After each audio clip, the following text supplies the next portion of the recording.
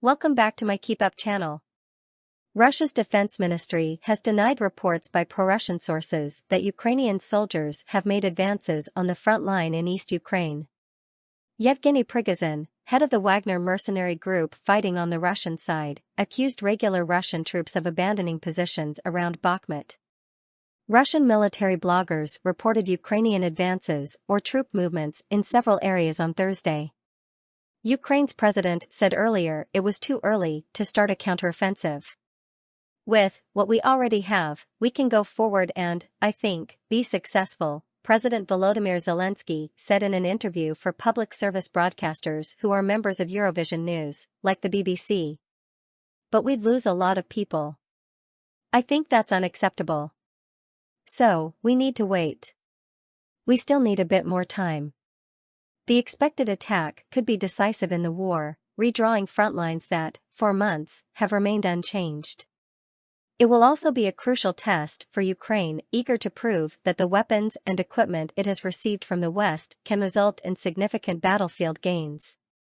In a statement, Russia's defense ministry said, "The individual declarations on Telegram about a breakthrough on several points on the front line do not correspond to reality. The general situation in the Special Military Operation Zone is under control," it added. According to Mr. Prigozhin, the situation on the flanks at Bakhmut, the ruined city at the center of bloody fighting for months, was developing in line with the worst of the predicted scenarios. "The territories that we have been taking for many months at the cost of the blood and lives of our brothers in arms, covering dozens or hundreds of meters a day, are now being abandoned, practically without a fight, by those who should be holding our flanks," he said.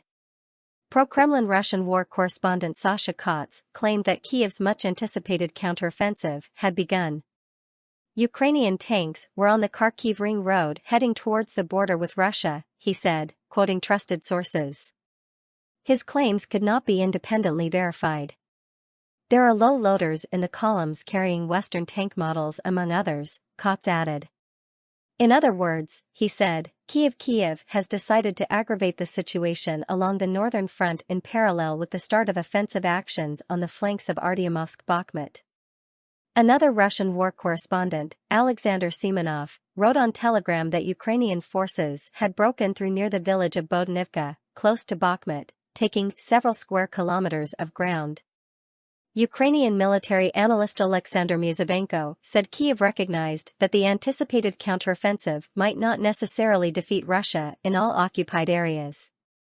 He told Ukrainian NV Radio there was every possibility the war could continue into next year. "It all depends on how the battles develop. We can't guarantee how the counteroffensive will develop," he said. Western officials estimate between 20,000 and 30,000 Russian troops have been killed or wounded at Bakhmut, while Ukraine's military has also paid a heavy price.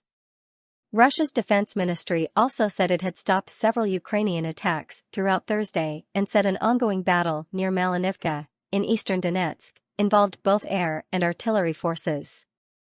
Source: BBC.com. Please like, share, and subscribe. Thank you for watching.